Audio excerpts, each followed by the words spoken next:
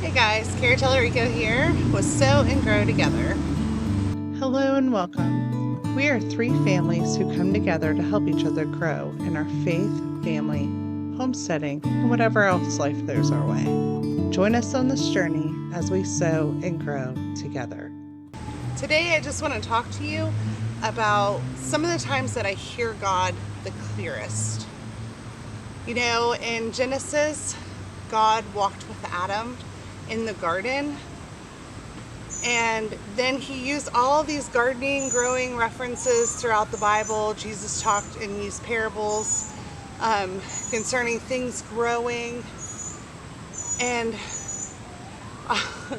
to be honest, I don't think much of that has changed. That seems to be where I hear God the clearest, or at least that's where he shows me best how to apply it, if that makes sense. Sometimes I can read parts in the Bible and understand it and even try to put it in action, but there's just these special times when I'm working with something and I'm out in creation that he really shows me. He shows me, maybe that's my learning style. He's a personal God. He likes to do it in ways that we understand. But he shows me things and shows me how to apply it to my life. So we're growing corn this year. I've grown corn a few different times. This one's definitely very small scale. We have a small community garden in our front yard. So every corn stalk matters. And anyone who's ever grown corn probably already knows this. The first time I grew corn was a while ago, and I had a farmer showing me some things, and I remember this huge storm came through. And when that storm came through, I mean, all my corn was on its side.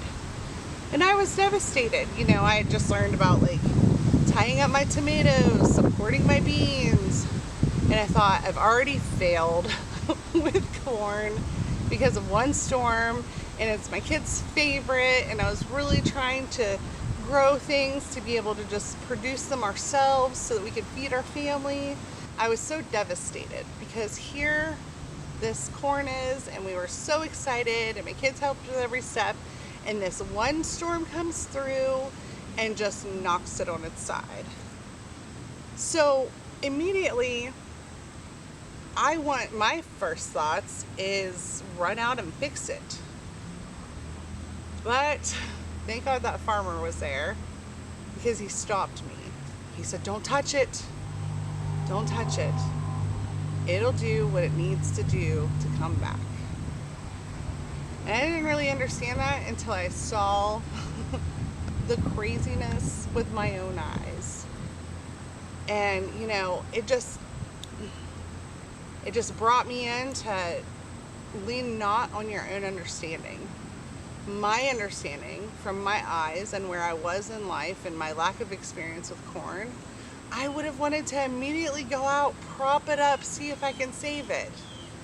When if I would have done that, he explained to me, corn has these, they probably have a technical name. I'm not a farmer of corn. I've grown it. I don't know a lot of the details.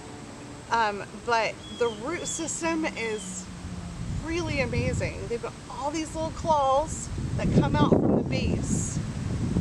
And when that storm comes and knocks the corn over, those little claws will reach out back to the dirt, grip in, and then the corn, as it has sunlight, will slowly start to stand back up. Now, had I ran out there and just stood it up, it would have loosened the foundation on the other side. See, that foundation was still strong, and it was strong and stable while the claws were reaching there, and then the light was doing its job, the sun was, on raising it back up and re-solidifying. So only one side of that foundation of those roots had to reattach. If I would have interfered, it would have made it all loose. You know, there was a couple stalks that were too far gone and they didn't come back, but majority of them came back. And here I am this year, we've got this community garden and I'm really excited about it. And we're just trying to make the most of the littlest space because it's right in the front yard. And so I've got in this one box like 40 stalks of corn. And I mean, with the weather lately, and you can probably hear the wind going on right now just while I'm trying to talk to you in between storms. With the weather, it's storm season, there's rain, there's tons of wind as it's blowing right now. There is all these opportunities to just wear and tear on this corn. And I only have 40 stalks, like 40 corn plants right there. And in that one box. And I'm so excited about it. And the storm came and blew that corn, knocked that corn right over. Sure enough, one of my kids went to run out and was like, "Mom, the corn, it's over." Like knocked over. And they wanted, and I knew inside of them, they just wanted to pick it up. Do we need a stake for it to tie it to the stake to help it? And it was neat to have that opportunity to tell them, no, just wait. Wait and watch. Leave it be. Be there, support it. Give it water when it needs water. Not a whole lot of water because we've been getting so much rain. But just watch what happens. Trust in its foundation. Trust in the foundation that you've established when you planted it. My gosh, doesn't that just speak? That speaks so much. Not just lean not on your own understanding, but I think of our kids. We're in this new season of life where most of our kids are adults, some are married, and they're really just kind of walking out their faith. And there's times when they need that support, and they really need that good support system. I always think of the beans, like where you gotta put up your trellis and really kind of guide them and along the way. But there are times that need to back up because it's part of their story, and we need to trust in the foundation that's been set. The Bible tells us to train up our children in the way of the Lord, and when they're older they will not depart from it. But boy, we try to lean on that own understanding of ours, and we see that mess sometimes that maybe they're heading toward, you've tried talking to them about, and maybe it's purposeful for them.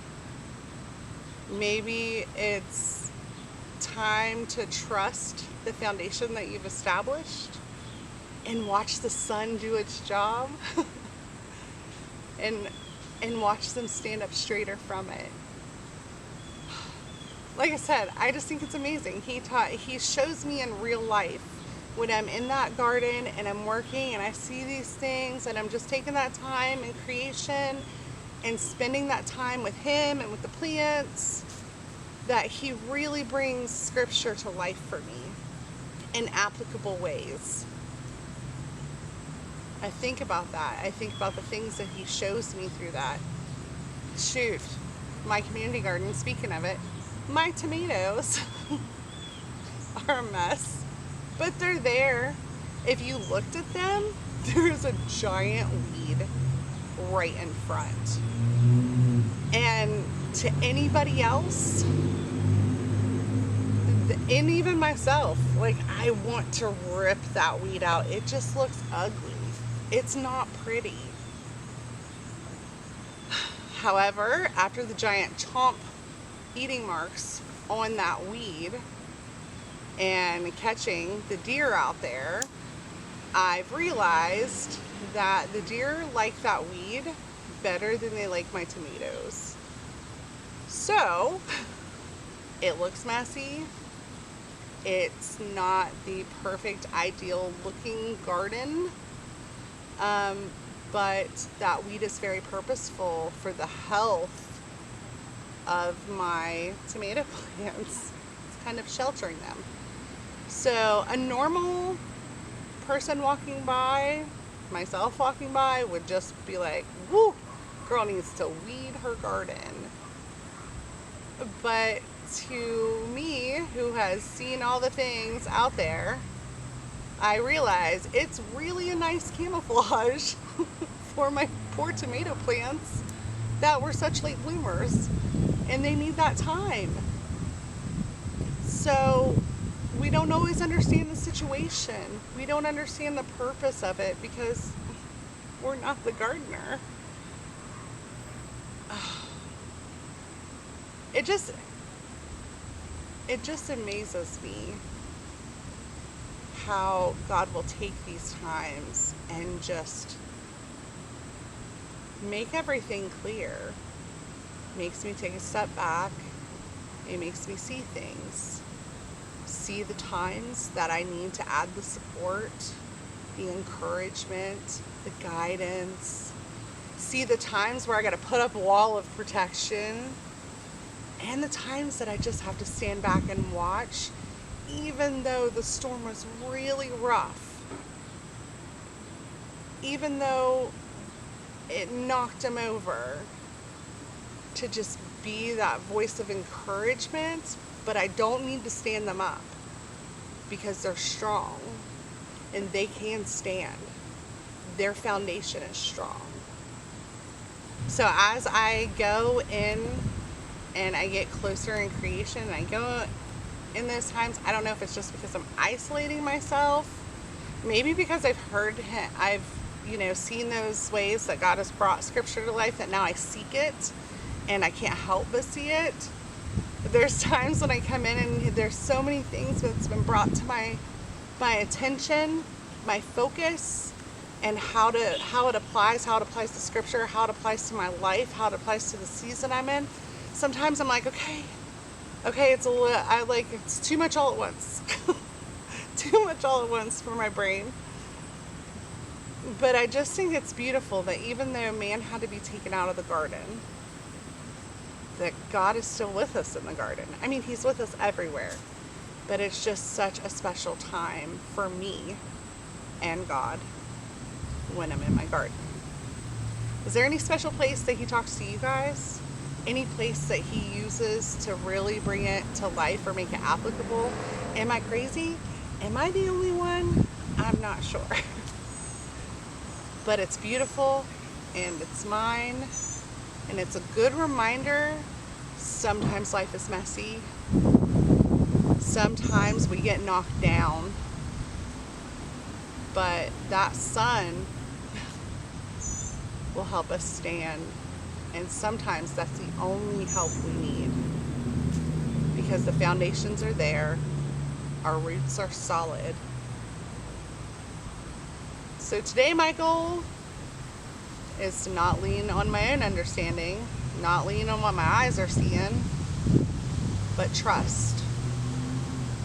Trust in him to do in my life, in my kids' life, to trust in him that I may not understand it, but it's okay. So, I'm going to walk with God in the garden. Anyways, I hope you guys are blessed. Sorry for all the wind, but oh man, I love being outside. So, God bless. Love you. And I hope this encourages someone. Have a great day.